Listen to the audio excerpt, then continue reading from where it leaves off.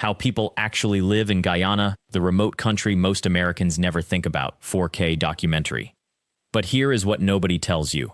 While the world fixates on Guyana's oil boom, the discovery that promised to transform an entire nation overnight, the people actually living here are grappling with something far more urgent and far more unsettling. The real story of modern Guyana is not about petroleum reserves or international investment. It is about a nation caught between two futures, and the ordinary families who are quietly deciding whether to stay or leave. Stay with me, because by the end of this video, you will understand why this small, overlooked territory has become ground zero for one of the most silent migration crises in the entire Western Hemisphere, and what that means for the people who still call it home.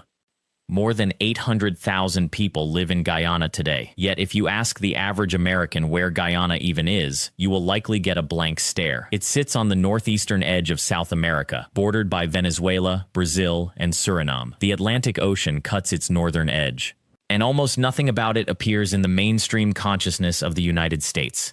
But Guyana's invisibility is part of the story I need to tell you, because this invisibility means that what is happening here right now is largely unexamined by the rest of the world. So if you are curious about how real people navigate impossible choices, about what it means to be American adjacent in a place most Americans have never heard of, please hit that subscribe button. And if you have ever lived somewhere remote, somewhere where leaving felt like the only logical option, drop a comment below. I want to hear your story. Now hold on, this part is important, and I need your full attention for just a moment. The deeper patterns that drive what you are about to see, the economic pressures, the generational trauma, the infrastructure gaps that are invisible to outsiders, those are all explored in exhaustive detail in the complete guide, available in the description and pinned comment below. It is the master key to understanding not just Guyana but the entire system that shapes life on overlooked American territories. That guide goes much deeper than I can in this film. Let me take you into Georgetown first, the capital. Home to roughly 1/3 of Guyana's entire population. From the water, the city appears almost romantic, colonial architecture still standing, the Demerara River flowing past, boats of every size moving slowly through the current. But step onto the streets, and a different reality emerges. The buildings that line the main thoroughfares date back centuries. Wood frame structures painted in faded pastels. Some are beautifully maintained. Many others show the weight of time. Rotting timber, rust-stained gutters, windows with missing panes covered in plastic sheeting. The roads are potholed. The power grid is unreliable. A family of 5 might share a small house with no air conditioning in a climate where temperatures regularly exceed 90 degrees. This is where I met Amelia. She works as a teacher in one of Georgetown's public schools. She earns roughly $300 per month. In that city, she shares a 4-room house with her sister and 3 children. Her monthly rent alone is $150. After utilities, food, and school fees, there is almost nothing left. And yet when you speak with her, you do not sense desperation. You sense calculation. I could leave, she told me directly. I could move to Canada. My cousin is there. She has offered to help. But my mother is here. My father passed last year, and my mother cannot be alone. So I calculate each month. Can I make it work? And so far, I have. This is the story that the oil boom narrative erases entirely. While international headlines celebrate Guyana's potential as an energy superpower, and it is significant, with proven reserves of over 11 billion barrels, the people in the ground-level economy are not waiting for that wealth to trickle down. They are making a different kind of calculation. Should I stay, hope the economy improves, and risk another decade of strain, or should I leave now, before my skills fade, before I am too embedded in this place to go? And this is the revelation that shapes everything I am about to show you. Guyana is experiencing a silent exodus. Not a dramatic fleeing, but a steady, calculated departure of people in their 20s, 30s, and 40s. Teachers, nurses, technicians, electricians. Skilled workers, the exact people an emerging nation needs most to build itself. The statistics are staggering when you look for them. Between 2010 and 2020, Guyana lost an estimated 7 to 10% of its population to emigration. That is roughly 56,000 to 80,000 people. Most went to Canada, some to the United States, some to Trinidad, Barbados, and across the Caribbean. The numbers are hard to pin down precisely because much of this movement is not formally tracked. People leave quietly. They go to stay with relatives. They find work on temporary visas. Over time, some statuses become permanent. But the economic reason, the obvious reason, is only part of this story. Because if money were the only factor, then the recent oil discovery should have changed everything, and yet people are still leaving. If anything, the pace has accelerated since the first commercial oil shipments began in 2020. Why? What is it about Guyana that continues to push people away even as wealth enters the system? To answer that, I need to take you beyond the capital, because Guyana is not just Georgetown. In fact, Guyana is barely what most people imagine when they think of a nation at all. More than 80% of the country is rainforest. Pristine, untouched rainforest. And yet more than 90% of the population lives on a narrow coastal plain that represents only about 5% of the land. This is one of the starkest geographic disparities on Earth. Imagine if 90% of America's population lived only within 20 miles of the Atlantic coast. That is Guyana, everyone compressed into a thin ribbon of land, separated by only a few hours from an interior that might as well be another planet. The rivers here do not simply run through the forest. They are the forest. They are roads, highways, supply lines, and barriers all at once. Without boats, certain communities are completely cut off during certain seasons. A journey that might take 2 hours by river during dry season can take 6 or 8 hours when water levels drop. I spoke with a man named Roshan who runs a small water taxi service from Georgetown upriver to Linden, an interior mining town. He told me something that crystallized the entire situation. The roads never get fixed because the government cannot afford to fix them. The government cannot afford to fix them because the tax base is too small. The tax base is too small because people leave. People leave because the roads are broken and there are no jobs. It is a circle, and once you see the circle, you cannot unsee it. And he is not wrong. This cycle, infrastructure decay, creates economic stagnation, which triggers emigration, which shrinks the population that would support better infrastructure, is the central mechanism that no amount of oil money has yet disrupted. Because oil money flows to the national government, infrastructure and services flow from local tax bases, and local tax bases are collapsing because the people who would generate taxes are leaving. This is where I need to pause and reset. Because understanding Guyana requires understanding the deeper mechanics, the policy failures, the historical inequities, the specific infrastructure gaps and generational patterns that create these cycles. And that is exactly what the complete guide explores in granular detail. You will find it in the description and in the pinned comment. It breaks down the hidden signals that explain not just Guyana, but every overlooked territory fighting this same battle. The paradox of Guyana is this. The country sits on one of the world's largest proven oil reserves. Yet the average person walking those Georgetown streets feels no safer, no more secure, no closer to opportunity than they did a decade ago. That disconnect is not an accident. It is the result of a specific, repeating pattern that affects not just Guyana, but nearly every remote territory that suddenly finds itself wealthy.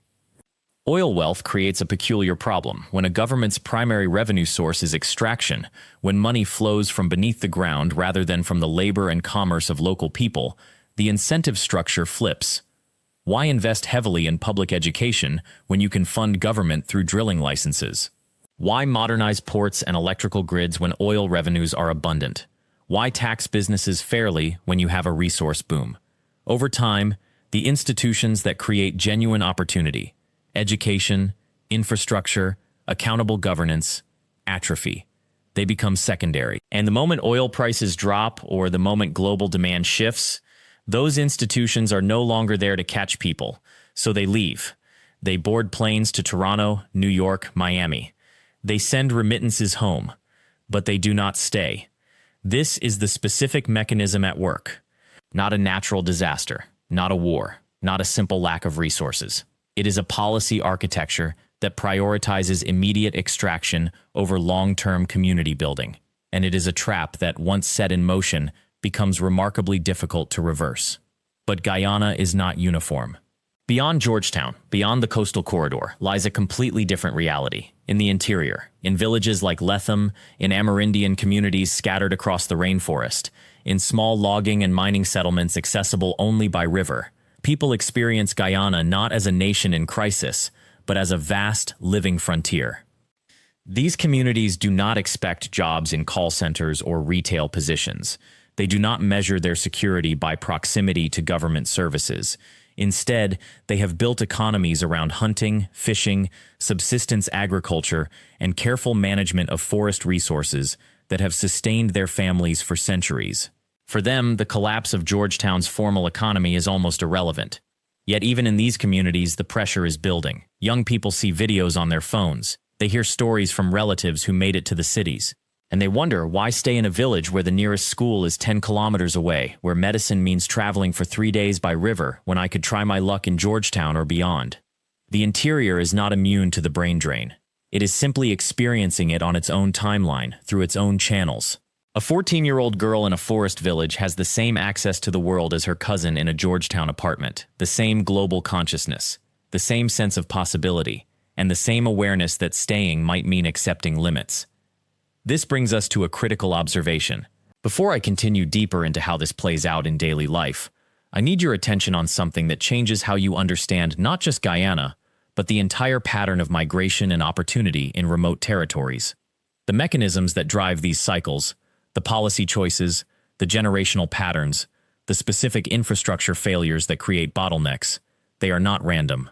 They are systemic, and they repeat across the Caribbean, across the Pacific territories, across every isolated region where resource wealth and institutional weakness collide. This is why the complete guide that breaks down these patterns in granular, practical detail is so essential. You will find it in the description and pinned at the top of the comments. It maps out the specific signals, the budget allocations, the brain drain patterns, the infrastructure gaps, that tell you whether a territory is genuinely building for the future or simply living off resource wealth. It is the kind of depth that a video, no matter how thorough, simply cannot provide in real time. And if you want to truly understand not just Guyana, but what is happening in the U.S. Virgin Islands, Guam, American Samoa, and every other place struggling with the same trap, that guide is where the full picture emerges. So what does daily life actually look like for someone trying to build a future in Guyana right now? It looks like constant calculation. Every morning, someone in Georgetown wakes up and makes a series of small decisions that add up to a larger choice. Do I stay or do I go? For Marcus, a 28-year-old electrician I spoke with, that calculation has been ongoing for 3 years. He grew up in Georgetown, trained in his trade, and found work relatively easily in the construction boom of the early 2020s. But as that boom plateaued, the work became sporadic. Some months brought decent income. Other months brought almost nothing. Marcus has 3 options as he sees it. He can stay in Georgetown and accept the volatility, some months good, some months scarce.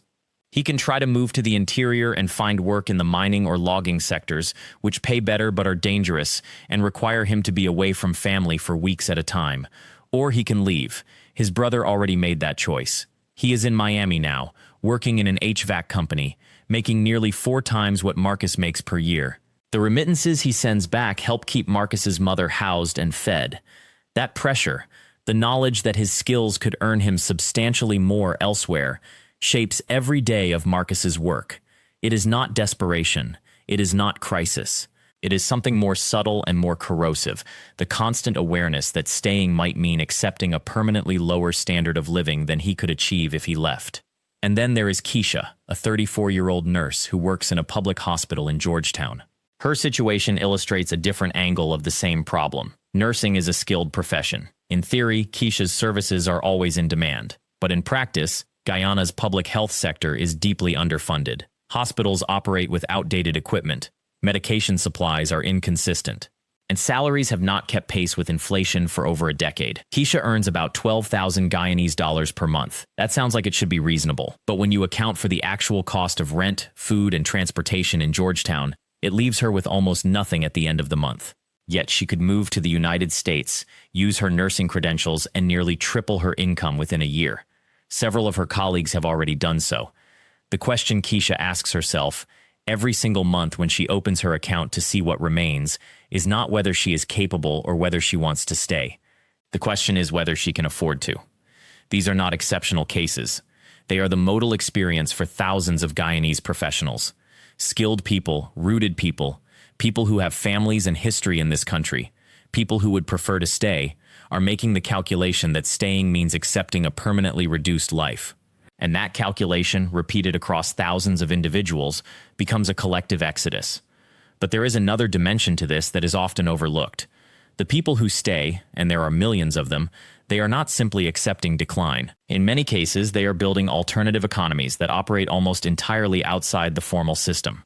In neighborhoods throughout Georgetown and in villages across the coast, informal commerce is where most economic activity actually happens.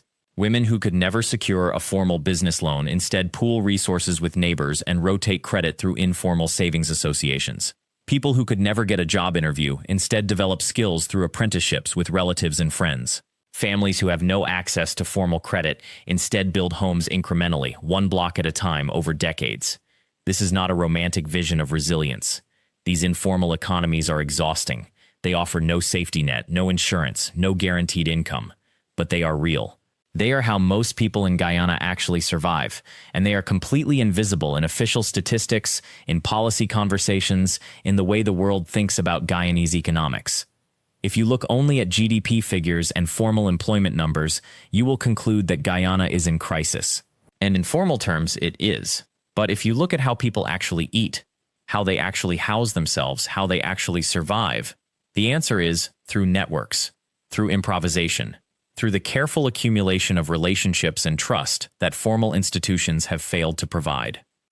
This is the secret that economists often miss about remote territories experiencing brain drain. The people who leave are often the ones who had the most formal access to opportunity, the educated, the English-speaking, the ones with credentials.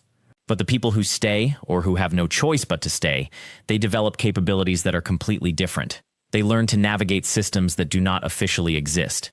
They become expert at doing more with less. In some cases, this capacity eventually becomes valuable again. A woman who spent 15 years managing an informal vegetable wholesaling operation, who navigated suppliers and customers and money without any formal accounting, who developed an intuitive sense of market dynamics. That woman, if she could secure any capital or formal space, could build something substantial.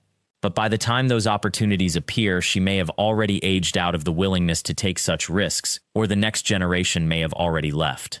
This is the rhythm of life in a remote territory caught between formal collapse and informal survival. And it creates a peculiar kind of stability. Guyana does not experience the chaos that sudden economic collapse might suggest. Instead, it experiences a slow hollowing. The formal economy shrinks. The informal economy expands. People make do. And gradually, almost imperceptibly, the country becomes less what it was and more what it is. A place where the young leave and the old remain. Where skills erode because the incentive to develop them fades. Where hope is measured in small victories rather than transformative ambitions. The question that haunts Guyana, and haunts every remote territory in this situation, is whether this is a temporary condition or a permanent trajectory. Is this a period of adjustment before new opportunity emerges, or is this what the future looks like? Before we continue, and I need your full attention for just a moment, there is a pattern happening here that most outsiders completely miss. The answer to that question, the one about whether Guyanese communities are in temporary adjustment or permanent decline, is not something you discover by reading economics reports or watching news coverage from the capital. You discover it by spending time in the actual villages, by listening to how people talk about their children's futures, by understanding the invisible signals that separate hope from resignation. And if you want to understand not just Guyana, but every remote American territory we explore on this channel, American Samoa, the Northern Mariana Islands, the U.S. Virgin Islands, you need to recognize these patterns before you arrive. That is exactly why our complete in-depth ebook guide on the economics and hidden trajectories of remote island territories is waiting for you in the description and pinned comment below. It breaks down the mechanisms that determine whether isolated communities thrive or hollow out, and it is the essential foundation for understanding everything we explore here. Life in the interior of Guyana exists in a different register entirely. Upriver from the coast, where the forest genuinely takes over and the ocean becomes a memory, communities have learned to survive in conditions that would seem impossible to someone accustomed to infrastructure and supply chains. These are the Amerindian settlements. The Arawak, the Makushi, the Warao, the Patamona.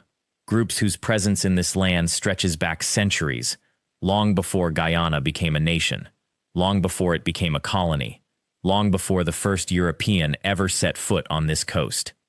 For these communities, the coastal economy might as well be on another planet. Their world is organized around the river, the forest, and the seasons.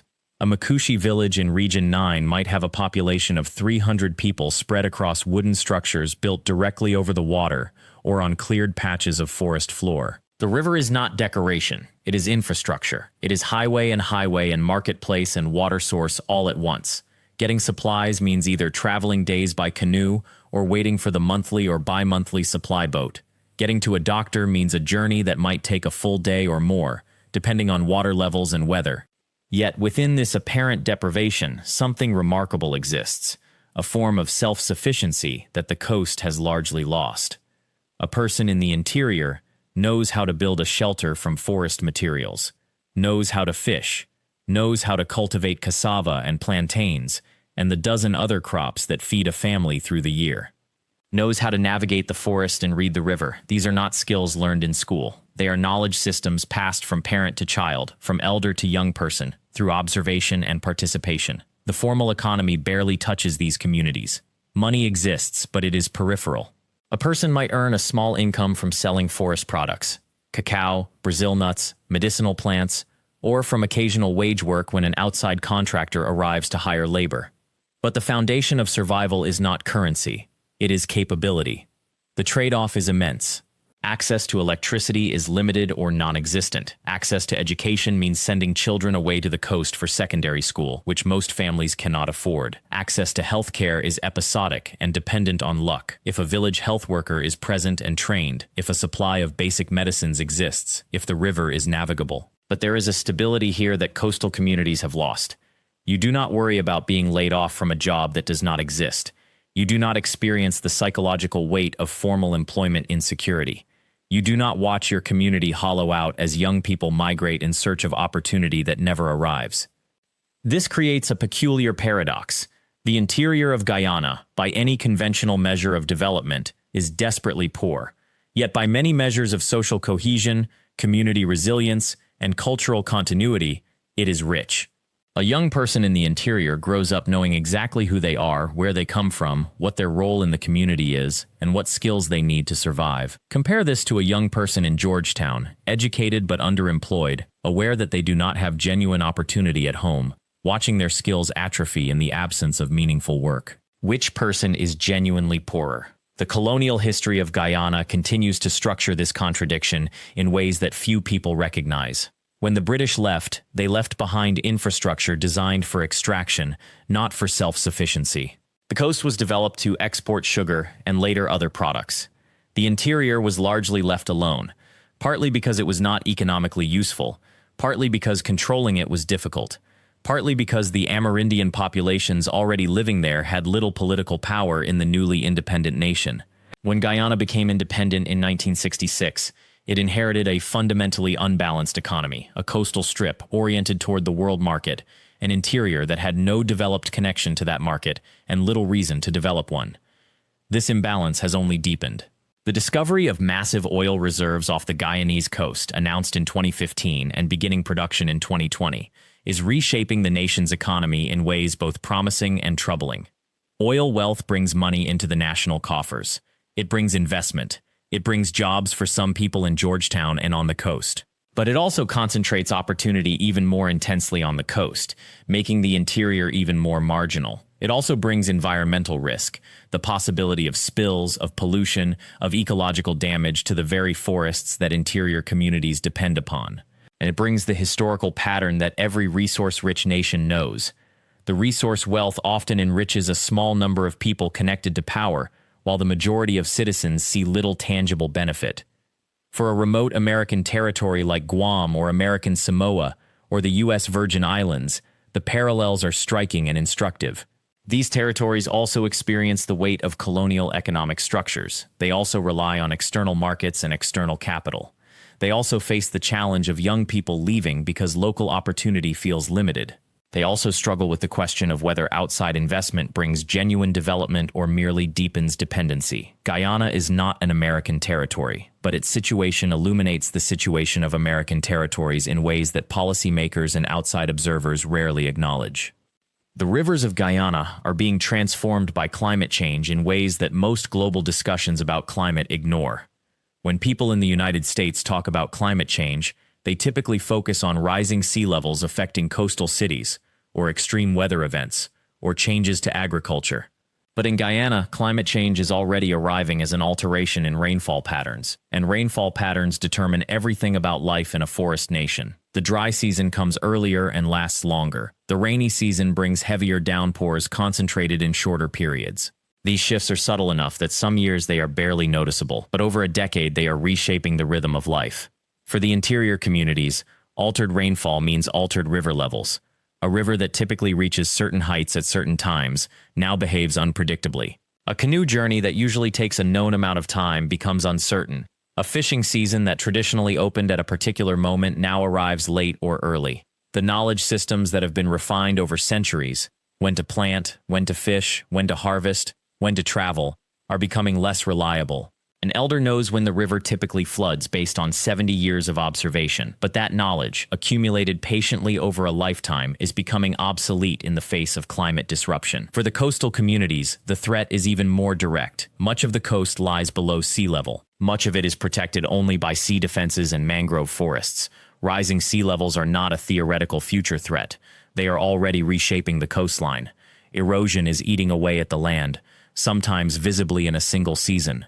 Communities that have existed for generations are contemplating relocation. Agricultural land is becoming saltier as seawater penetrates further inland. The mangrove forests that protect the coast are themselves under stress, both from rising water and from human use. But here is what is crucial to understand about climate change in Guyana. It is not creating a problem that did not exist.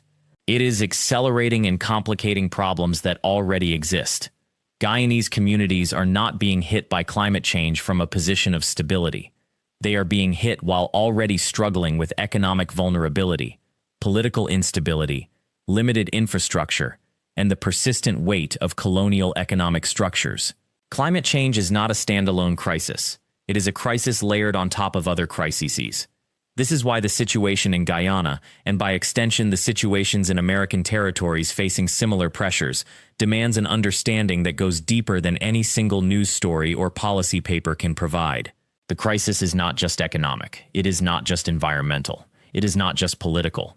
It is a convergence of all of these, and understanding how they interact requires the kind of detailed, nuanced analysis that surface-level journalism simply cannot provide. Our complete ebook guide to island vulnerability, economic resilience, and the hidden patterns of remote territory collapse is available right now in the description and pinned comment, and it goes far deeper into these mechanisms than anything you will find in mainstream coverage. It shows you how these territories actually function beneath the headlines, and why the patterns you see in Guyana predict what you will see in remote American territories in the years ahead. The human response to all of this, to economic constraint, to climate pressure, to the weight of history and geography, is not despair, at least not visibly. It is adaptation, it is creativity, it is a kind of pragmatic acceptance that life here is harder than it is elsewhere, but that this is the place you know, the place where your family is, the place where you have built meaning even if you have not built wealth. In the villages, you find people whose entire lives have been lived in circumstances that would seem impossible from the outside. A woman might run a small provision shop from her home, selling basic goods to neighbors on credit, knowing that payment will come when the neighbor's check arrives, whenever that might be. A man might fish every morning, sell his catch in the afternoon, earn just enough to buy rice and oil and salt, and repeat this rhythm every single day. A teenager might leave school at 14 because their family needs income, accept that their options are now permanently narrowed, and still find ways to be proud of the work they do. This is not romantic. It is not something to be sentimentalized. It is survival, and survival that is increasingly difficult. But it is also a form of resilience that statistical measures of poverty somehow fail to capture. A person can be materially poor and spiritually resilient, economically constrained and socially rich. These qualities coexist. The question of what happens next in Guyana, whether the oil wealth will transform the country into a more prosperous and stable nation, or whether it will create new forms of inequality and dependency, or whether it will enrich a corrupt elite while the majority of people see little benefit, is genuinely open. The answer will not be determined by external factors alone. It will be determined by the choices that Guyanese people themselves make, by the leadership that emerges, by the institutions that are built or allowed to decay, by the cultural values that either privilege solidarity or embrace purely individual accumulation. And this is where the situation in Guyana becomes directly relevant to anyone trying to understand remote American territories. These territories also face questions about resource management and economic transformation. They also struggle with the weight of colonial and post-colonial institutional inheritance. They also face the question of whether outside investment brings genuine development. They also confront the reality that the choices available to them are often constrained by larger forces, by the decisions of the mainland United States government, by global markets, by geographic and climatic realities. Understanding Guyana is understanding the invisible structures that shape life in places most Americans have never thought about and may never visit, but which are nonetheless part of the American political and economic system. And this brings us to the revelation I promised you at the beginning of this video. You came here to understand how people actually live in Guyana, a country that most Americans never think about. But what we have discovered, over the course of everything we have just explored together, is something far more profound than simply geography or economics or daily routines. What we have found is a mirror. The real story of Guyana, the story of how its people navigate isolation, adapt to ecological fragility, make peace with external forces they cannot control, build meaning in communities that the wider world forgets, is not merely a story about South America. It is a story that echoes directly into the lived reality of millions of Americans scattered across the Pacific and Atlantic. It is the story of American Samoa, where people navigate their American citizenship while honoring traditions that predate the United States by centuries. It is the story of Guam, where strategic importance collides with local autonomy. It is the story of the U.S. Virgin Islands, where colonial economic patterns persist, despite the flag that flies overhead. It is the story of the Northern Mariana Islands, where isolation and connection exist in permanent productive tension. When we study Guyana, when we sit with its rivers, walk through its communities, listen to the voices of people who choose to stay despite the challenges, we are not studying a foreign country existing in isolation from American identity. We are studying a version of the American condition that mainland Americans rarely see or contemplate. We are studying what happens when you remove the infrastructure, the density, the infrastructure of the mainland and ask, what remains? What still binds people to place? What still creates meaning? The answer, as we have witnessed throughout this exploration, is remarkably consistent. People remain because they are bound by blood, by history, by the accumulated weight of choices their ancestors made, and the anchors they drove into the soil. They remain because community, the daily practice of knowing your neighbors, of shared struggle and occasional celebration, still matters more than comfort. They remain because leaving often means abandonment, and abandonment contradicts something fundamental in how humans understand loyalty and belonging. For the Americans living on island territories thousands of miles from the mainland, this is not an abstract observation. This is lived daily reality. The people of Guam understand what it means to live at the nexus of geopolitical strategy and local autonomy. The people of American Samoa understand what it means to hold American citizenship while navigating a world that most Americans do not recognize as American. The people of the U.S. Virgin Islands understand what it means to inherit an economic structure built by colonialism and then be asked to navigate its complexities under a democratic flag. The people of the Northern Mariana Islands understand what it means to be proximate to Asia, dependent on tourism, and yet irreducibly tied to a nation that exists thousands of miles away.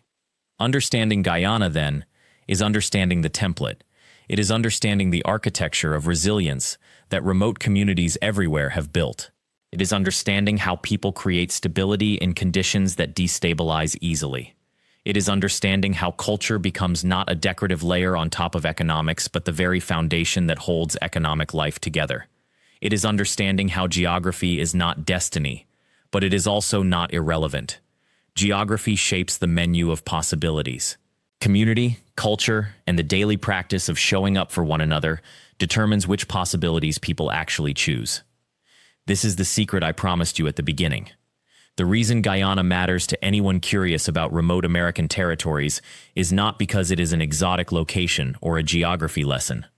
It matters because it teaches us how to see the territories that belong to America, the places we often forget are part of our nation, through the right lens.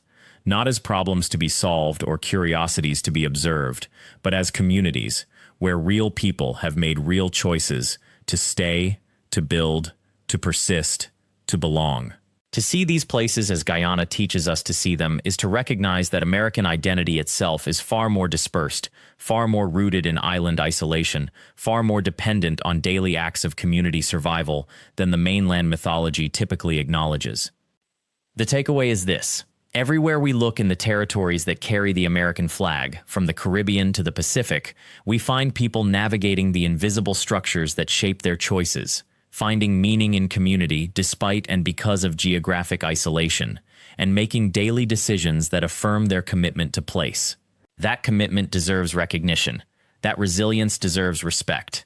And that story, the story of how Americans actually live in the places we forget to think about, is the story that matters most if we want to understand what America really is. Here is the challenge for you this week.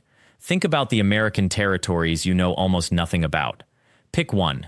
It might be American Samoa, might be Guam, might be the U.S. Virgin Islands or the Northern Mariana Islands, or any of the smaller territories scattered across the ocean. Spend 15 minutes researching not the politics or the economics, but the people. Find one story of someone who lives there, someone who chose to stay, someone who built their life in that particular place. Let yourself sit with their story for a moment. Because that moment of attention, that moment of recognizing that your fellow Americans live in places you have never imagined, is the first step towards seeing these territories the way they deserve to be seen. Thank you so much for watching this exploration of Guyana and what it teaches us about remote places and the people who choose to call them home. If this video deepened your understanding of the American territories scattered across the world, please subscribe to Forgotten Shores so you never miss our next documentary. Leave a comment below telling us which remote American territory you want to understand better. Your response helps us know which stories to tell next. And please activate the notification bell so that when we upload our next video, you are among the first to discover it. Until then, I will see you on the Forgotten Shore.